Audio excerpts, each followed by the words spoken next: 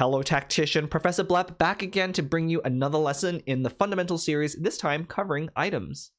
Itemization is a real struggle for new players because not only are there 36 different items to memorize the names of, their recipes, and what they do, you also have to deal with the fact that component drops throughout the game are random. So even if you did know what the best item to make at any given time, that doesn't mean you have the components to actually do that.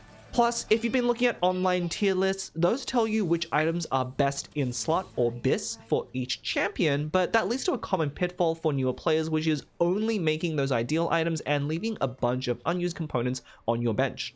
If that sounds like you, don't worry, that's why I'm here to help. Today we're going in depth on all 36 items, looking at not only what each item does, but what type of champions best use those items so that you can adapt that knowledge to any set. Although I will be using examples from the current set of recording, set 14, Cyber City. Hopefully, by understanding why certain items are BIS on champions, you'll develop a little bit more flexibility in your itemization, which I think is very essential if you're looking to climb out of Platinum or Emerald rank. Now, before we look at each item, it'll be useful to know some categories. Items can be either defensive or tank items, or offensive damage items. The tank items correspond to units with the tank tag, whereas pretty much every other unit will use some kind of damage item. And those damage items can be again divided into either frontline, otherwise known as Bruiser items, or backline items. Those will correspond to the positioning of the unit being either in the front or the back rows. And one last division is either the item being physical or AD, or magic and AP. Those of course correspond to the attack or magic tags on a given unit. Okay, with that terminology out of the way, let's dive right into the items, starting with the three most important items you should know as they provide you with the effects Burn and Wound, something you'll need in any comp. Sunfire Cape is perhaps the most common item as it not only covers your anti-heal needs, but also is a good tank item on any unit. This also happens to be a great item slam in Stage 2, and since newer players tend to neglect both frontline items and anti-heal, I would actually highly recommend just slamming this whenever you have a chain and belt early.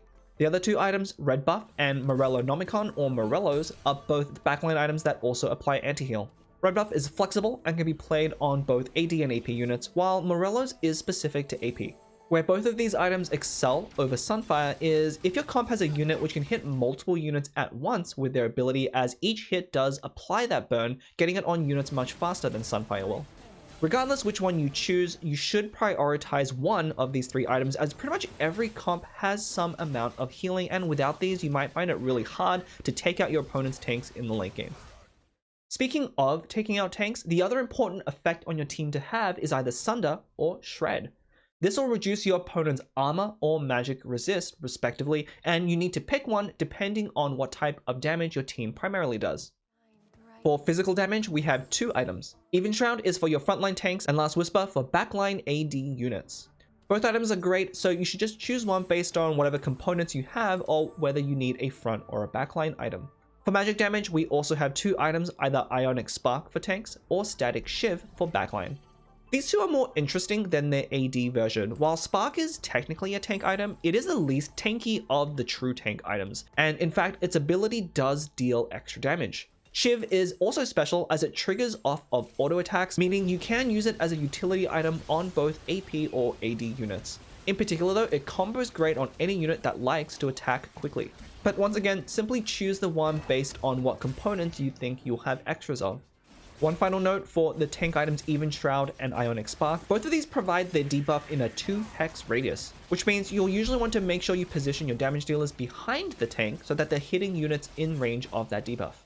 Those 7 utility items are by far the most important items to memorize when you're starting out, because those are the ones you'll be building game in and game out. Their effects are essential to any comp. But next, let's look at the remaining tank items. Warmog's armor is pretty simple, it just gives a ton of HP stats. But this is good on any tank trait and so is one of the best items, particularly if you have a lot of belts. Redemption is equally powerful, providing an AoE heal based on the percentage of HP as well as some durability. Again, both great stats on any tank. Since there is an AoE, make sure to put your strongest tanks next to the Redemption holder. Steadfast Heart provides a lot of durability, but what makes this special is it's the only tank item that can be made from a glove. If you do happen to end up with excess gloves, this is a great item slam to make sure you have a balance of front and backline items. Crown Guard provides a shield at the start of a fight based on max HP, but also provides some additional AP when that shield runs out. This makes it a little special as it's better on magic tanks than physical, but it's still decent on everyone. Also, because it does blend some defensive and offensive utility, it's one tank item you'll also see equipped to AP bruisers that want extra survivability. Bramble Vest is an item specialized against AD comps, providing a ton of armor and some HP, as well as some damage reduction against attacks. Similarly, we have Dragon's Claw, which is the specialized AP version, providing magic resist, HP, and some healing. Occasionally, some metagames will favor a particular type of damage, meaning you should prioritize one of these but not the other. More commonly though, you'll find yourself in a lobby with a mix of both, so you can either go for one of each to strike a balance, or just avoid these entirely and instead go for tank items that provide more generic tankiness like HP or durability. Protector's Vow is a great underrated tank item, granting you a shield and defensive stats, but what makes this item particularly unique is that it provides the most starting mana. This can be really crucial for certain units with high mana pools, but a very powerful ability that can swing fights. In set 14, one such unit is Sejuani with her huge AoE stun. These units can sometimes get taken out before casting, but Vow usually ensures they get that first cast off even as a 1-star, so don't sleep on this item. Gargoyle Stoneplate is a favorite for new players as it provides a ton of armor and magic resist for each enemy targeting the unit, which is really good if you have a solo frontline tank, but that's actually not that common, so this item is often very overrated. One thing to be aware of though, while most of the other tank items we've mentioned are great for almost any tank trait, in most sets you'll have one tank trait like Bastion that provides you a ton of armor and magic resist already, and Gargoyles is one item you want to avoid slamming on those units as they don't stack particularly well. And the final tank item to look at is Adaptive Helm. This one's special because it does change based on whether you have it in the front or back row. As a tank item though, it does provide some resists while also giving the unit additional mana whenever they're hit by an attack. For its other mode, we'll look at that shortly. In general, tank items are pretty flexible. Any combination of 3 will pretty much get the job done. The most important thing is having a 3-item tank. Often that's just better than having a 2-item tank while waiting for that perfect 3rd item. You're much better off prioritizing your backline items first and then use whatever components you have left over to fill in the front line. So let's go over those backline items, starting with a very important category, mana items. Mana items let your units cast their abilities faster, which means more damage. To start, let's look at Adaptive Helm again, which we already saw for frontline, but you can also equip it to a backline unit for both AP and mana over time. But because it only provides AP, it is only useful for AP units. Spirit Shojin is an item you'll likely see a lot as it's the most popular mana item, granting a little bit of AD and AP with 5 additional mana on your attack, making it useful for any backline caster. This can combo particularly well with items that grant attack speed, which we'll come to a little bit later. The 3rd mana item is special, and that's Blue Buff. This one grants 10 mana every time a unit casts their ability, which effectively makes the ability cost 10 less mana. As you might guess, this is going to be better on units with smaller mana pools. As a rule of thumb, units with 40 or lower mana really prefer Blue Buff, and it's often a hard requirement to utilize those units properly. Blue Buff also provides AD and AP, so it works well on both types of units. For units with 60 or more mana, you'll generally want to build one of the other 2 options, while 50 can kind of use any of the 3 options. Most units with the caster tag will need at least 1 mana item, and as you can see, a tier is always required to make one of the 3, so if you are playing a comp with a backline caster, make sure to save at least 1 tier to make one of these items. On the topic of casters, the other category of items important to them are critical strike items. Normally, ability damage can't actually critically strike, which means that 25% critical strike chance and damage units have by default goes to waste. But by building one of these crit items, you can now benefit from that stat, making the first one very good. Infinity Edge is the AD version, and Jeweled Gauntlet is the AP version. The combination of 1 mana item paired with one of those 2 items is a classic combo you'll find on many item recommendations across lots of different comps. And usually to fill out the 3rd item for that unit, it's going to be another offensive item, and for that you have 5 different options. The 2 most common you'll see are Guardbreaker and Giant Slayer. Both work fine on both AD and AP champions, and provide them with a nice bit of damage amp to round out the build. Even though they provide their buff in slightly different ways, by the later stage of the game, they're both pretty much going to be active most of the time, so they're very interchangeable. Look to slam whichever one that you have extra components for. Another option are either Deathblade or Rabadon's Death Cap, which are items for AD and AP units respectively, providing a bunch of that stat. These are less common slams, as not only do they use 2 of the same component, which is harder to get, but they tend not to be as good on every unit as Guardbreaker and Giant Slayer. In particular, you'll want to try avoid making these on units that already get a bunch of that stat from their trait. For instance, in set 14, you'll want to avoid putting Death Cap on techies. And speaking of Death Cap, a very similar 5th item you'll see on AP champions is Archangel's Staff, but rather than giving that stat up front, it starts small and increases the longer the fight goes on. This one's a bit more niche, but is great on any unit that has a lot of frontline that can stall the fight and scale up one unit to dominate the fight towards the end.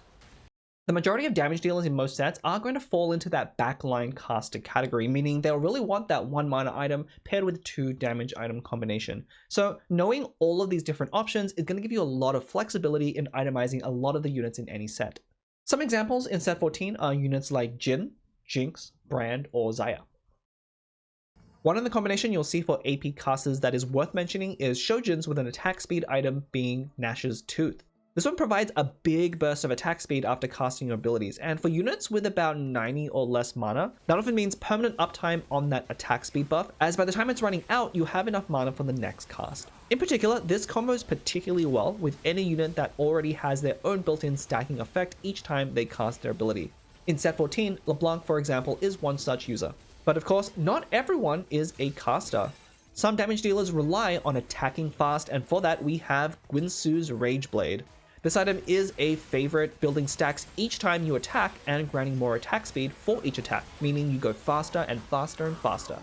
Now, unlike caster items, which can be pretty flexible, champions that want Rageblade really want Rageblade and almost need this item to shine. If the main damage dealer in your comp uses one, make sure to prioritize this above all other items. For AD champions, we have another option here in Runaan's Hurricane. This one fires a nearby bolt at a unit each time you attack, so of course pairs great with something like Rageblade. Another item you'll see commonly paired with Rageblade is Hextech Gunblade. This one provides a small amount of offensive stats and some omnivamp, but the most important effect is its unique effect of healing an ally for 20% of the damage you deal. The reason this pairs so well with Rageblade is the healing of course prolongs the fight, allowing you to stack more Rageblade, which in turn makes you attack more, deal more damage, and increases the healing, and so on and so on. Usually you should only use Gunblade if the unit does have some kind of built-in scaling like this, otherwise you're better off making just a regular damage item. In set 14, units you'll see with this combination are Twisted Fate and Zeri. Now the last category of items are our Bruiser items, our frontline damage dealers. These ones are special because these units need a mix of both defensive stats to keep them alive and offensive stats to actually deal damage. With the exception of Crown Guard that we've already talked about, in general you want to avoid putting pure tank items on these units, but you can definitely do it in a pinch. Ideally though, you want to equip something that's custom made for the Bruisers, and one of the most important items is Titan's Resolve. Whenever the equipped unit takes damage or attacks, this item builds up stacks up to a max of 25, granting AP and AD for each stack. And once you hit the max of 25, you also get a boost to armor and magic resist. Once you reach 25, this item is extremely efficient, but you need to actually take hits to stack it fast enough, which makes it perfect for Bruisers. If you are playing a frontline carry, this is often one of the most important items and you should prioritize the components for it.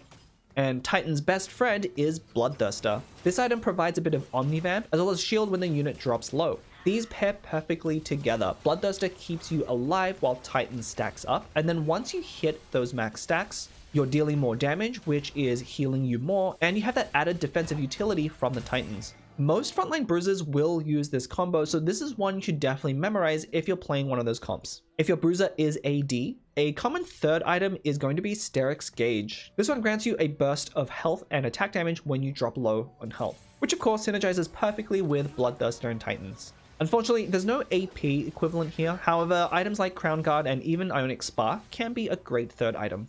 Hand of Justice is Bloodthirster's more aggressive counterpart, trading the defensive shield for even more damage stats when above half health and some more omnivamp when you're low.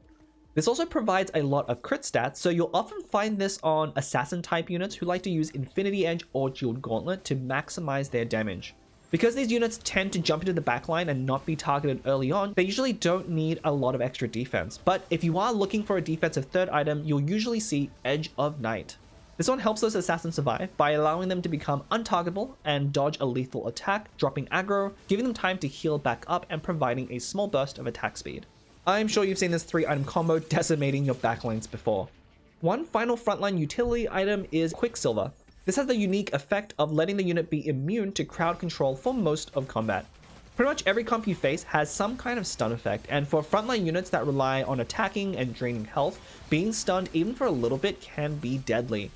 Because of this, Quicksilver is always a nice item just to have. One thing that's overlooked though, Quicksilver also provides a lot of attack speed, which actually makes it a fine item to have in the backline as well. You can even prevent your backline carry from being hit by some really large AoE stuns. If you don't happen to find an attack speed item like Nash's for your carry, definitely consider building a Quicksilver if you have the components. It's certainly an underrated item by newer players. And last but not least, we have the all-round efficient Thieves Gloves. This item can only be equipped on units with no items equipped, as the Thieves Gloves will additionally equip 2 random items or components. While that doesn't sound all that great, 2 items, even if they're not optimal, is still a lot of raw power. So if you end up with extra gloves, this is always a fine item to make.